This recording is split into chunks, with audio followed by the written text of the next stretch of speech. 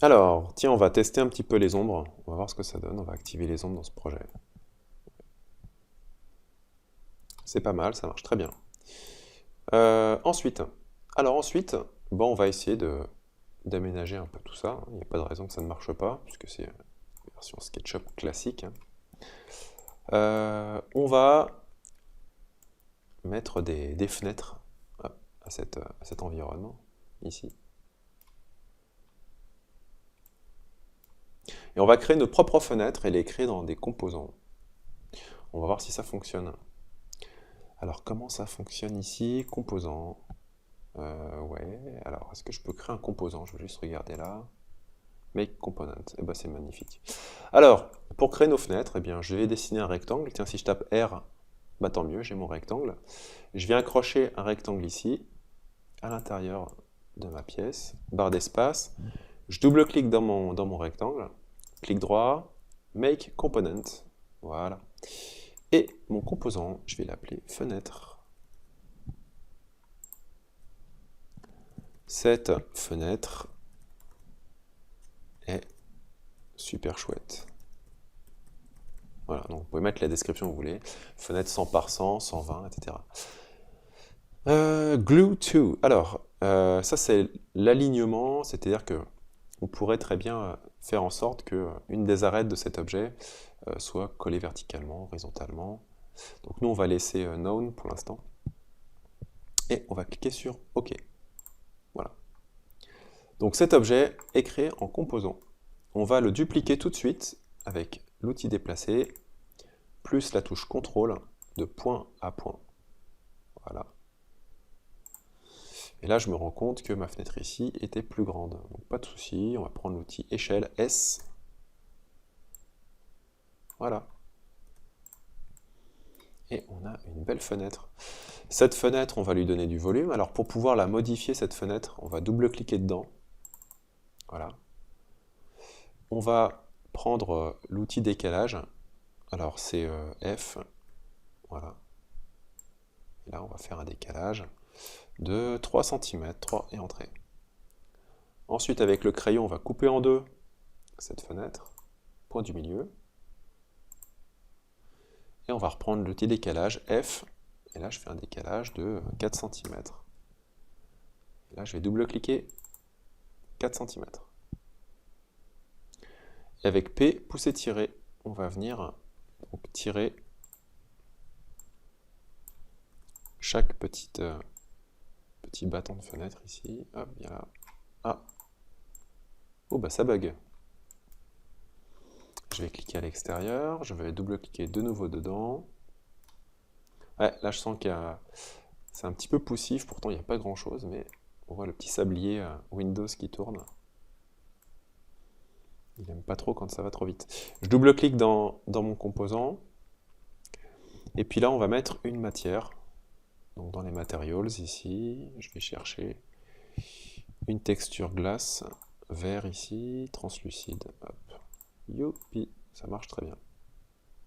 Voilà, très simple. Hein. Pour le sol, on va faire pareil. On va tout de suite mettre un revêtement bois. Alors, wood. Bon, bah, bois classique. Un bon vieux bois classique SketchUp. Tiens, est-ce que je peux intervenir sur ma matière si je fais un clic droit? Texture, position. Waouh, ah ça c'est cool. On a la possibilité également de faire des rotations de texture. Si je clique sur le petit rond vert et que j'étire, voilà, je peux bouger ma texture. Clic droit, rotate 90. Donc je peux changer l'orientation de mon revêtement de sol, c'est cool. J'appuie sur Entrée. Et c'est chouettos. Super, voilà. Donc là je vais faire la même chose pour ma baie vitrée. Je vais créer une baie vitrée. Et je me dis, tiens, pourquoi pas couper déjà le sol avec le crayon. Voilà. Je vais supprimer cette surface. Supprime. Et cette face, je vais la texturer avec une couleur basique. Si j'appuie sur B, hop, ça me permet de récupérer le pot de peinture. Si j'appuie sur Alt, eh bien, je vais copier la texture de mon mur pour la rétablir hop, au bon endroit. Copier-coller de texture. Alors ce qui est sympa, c'est que si vous êtes sur Mac, bah, normalement, alors j'ai pas testé sur Mac, mais vous allez avoir normalement les mêmes raccourcis. Alors est-ce que les raccourcis clavier vont être transposés par rapport au logiciel SketchUp sur Mac? Je ne sais pas. Il faudra voir à faire le test. Ensuite, tiens, je vais prendre une des fenêtres que j'ai déjà créées. C'est un peu l'intérêt des composants, c'est de me créer un objet pour pouvoir le réutiliser. Donc si je clique sur la petite maisonnette, ici, ça y est, j'ai ma fenêtre qui s'affiche. Donc je vais pouvoir mettre ma fenêtre super chouette et l'importer ici. Voilà. Avec l'outil S. Alors attention, là ma fenêtre elle n'est pas très bien positionnée. Elle est inversée. Pour bien la positionner, eh bien, vous avez une technique qui est plutôt rigolote et chouettos. Vous prenez la flèche, ici, vous faites un clic droit et vous avez Flip Along, retourner le long de l'axe, alors rouge, hop, voilà. Et vous avez votre fenêtre qui se retourne toute seule. Donc ça c'est assez pratique. Et puis on va prendre l'outil échelle. L'outil échelle que voici, que voilà, que voici, que voilà, ici voilà, dans l'outil déplacer. Et on va étirer notre objet. Donc là, pour étirer l'objet, on va aller prendre la poignée du milieu. Et on va étirer jusqu'au bout en touchant l'arête qui indique la largeur de ma porte. Et là c'est pareil, je prends la petite poignée du milieu et hop, je viens étirer voilà, ma fenêtre. Donc ça c'est très simple. On va mettre notre ami Josh à l'intérieur, on prend l'outil déplacer, donc M, je prends mon personnage, je le mets à l'intérieur. Donc là on va pouvoir faire plein de modifications, avec l'outil rectangle, on peut donc rajouter des étagères, importer des objets, je vais importer un petit canapé, voir ce que ça donne. Étagère assez épaisse. Marche plutôt pas mal. Là je sélectionne mon étagère, j'appuie sur CTRL et là je peux en faire plusieurs copies. La première ici, et ensuite X, 3 entrées, ça fait 3 copies d'après l'original. C'est plutôt génial. Je vais même pouvoir créer, tiens je vais me faire un petit plaisir, je vais me créer une petite table basse. Donc là je vais dessiner ma table basse, 62 par 33, voilà. Pousser, tirer, petite épaisseur. Et avec le rectangle, je vais positionner, je vais faire les pieds de ma table. Ici, ce pied, je vais le copier-coller plusieurs fois. Je pourrais en créer un composant, mais là je suis un peu feignant. Je viens sélectionner avec Shift les deux objets, M et CTRL. Voilà, et avec l'outil pousser-tirer, je vais faire des pieds comme ça. Voilà. Je sélectionne ma table basse, clic droit, crée un composant encore une fois. Oui, c'est bon. Même si elle est à l'envers, vous inquiétez pas, on va l'appeler table basse. Pratique pour l'apéritif. Je sais pas ce que vous en pensez, mais c'est quand même bien pratique. Ok. Ensuite, je prends l'outil déplacer ou M, et là, regardez, je me mets sur une des faces de ma table basse, je clique sur la petite croix rouge, et hop, je fais pivoter ma table en regardant à droite ici, regardez l'angle, hop, je surveille l'angle, et là, je peux mettre 180, voilà. Ou taper 180, et ma table basse est faite. Donc je peux la supprimer. Pourquoi? Parce que maintenant qu'elle est en stock, ici, eh bien, elle arrive à l'envers. C'est tout à fait normal. En tout cas, elle arrive dans mon projet. Alors si je veux la retourner, je peux double-cliquer à l'intérieur, je la sélectionne, et pour éviter de prendre l'outil infernal qui est l'outil rotation, je recrée un groupe à l'intérieur. Voilà, je regroupe mon objet, avec l'outil déplacer, j'en fais une petite rotation. Voilà. Dans sa petite capsule, son petit emballage. Voilà, ce qui fait que la prochaine fois que j'importe ma table, eh bien vous voyez, elle est de nouveau à l'endroit. Alors on va aller chercher sur internet un objet, on va aller chercher un canapé. Canapé. Donc c'est assez rapide. Donc là c'est le moteur de recherche Google 3D Warehouse. Canapé Ikea par exemple. Et j'importe mon objet. Où est-ce qu'il est? Il est là. Bah, super, ça marche très bien. Pas de bug. Ça fonctionne Très bien. Alors, ce que je vais pouvoir reprocher, parce qu'il faut bien qu'il y ait reprocher quelques trucs, c'est que pour les gens qui ont du mal vraiment à déplacer les objets dans l'espace, à mon avis, ça va être un peu compliqué dans cette version parce qu'on n'a pas trop de points de repère hein, sur la vue de face, la vue de côté. Il y a peut-être de la vue filaire, je sais pas. Non, il n'y a pas les outils pour. C'est les styles directement. On peut peut-être jouer avec les styles pour. Alors, les styles par défaut. Ouais, la vue filaire, hop. Ouais. Si ça peut être peut-être pratique pour déplacer les objets. Si je clique sur la vue dessus, ouais. Ouais. Bon, à voir. Hein. Encore une fois, c'est une version bêta. Peut-être que je remets la vue par défaut. Peut-être qu'il y a d'autres outils qui vont apparaître, je ne sais pas. Voilà, donc on va remettre la table à sa place, ici. Là, si vous voulez continuer, hein, je vous laisserai importer des objets.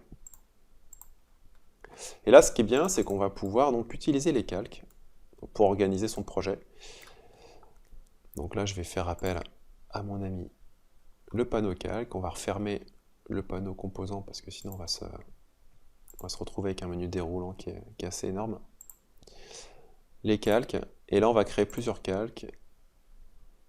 Le calque 1, on peut renommer nos calques quand même, donc je vais appeler ça mobilier. Un autre calque que je vais appeler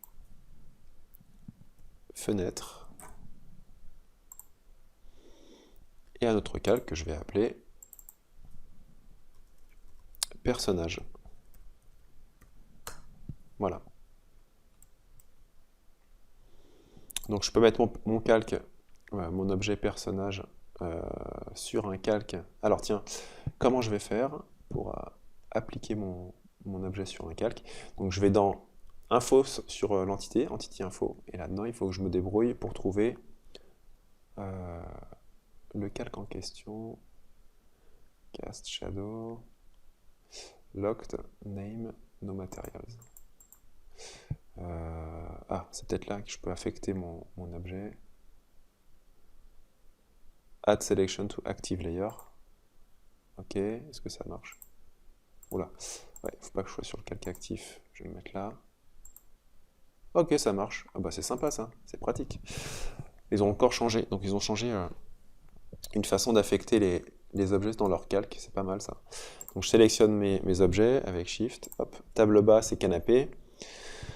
Et là, il faut que je me mette sur le calque mobilier et que je dise ici ajouter la sélection to active layer. Donc j'ajoute ma sélection au calque actif, qui est le calque mobilier. Voilà, et maintenant c'est fait. Par contre, pour voir si ça marche, il faut que je me mette sur le calque 0 avec le petit œil. Voilà, je peux masquer mon mobilier, je peux masquer mon personnage.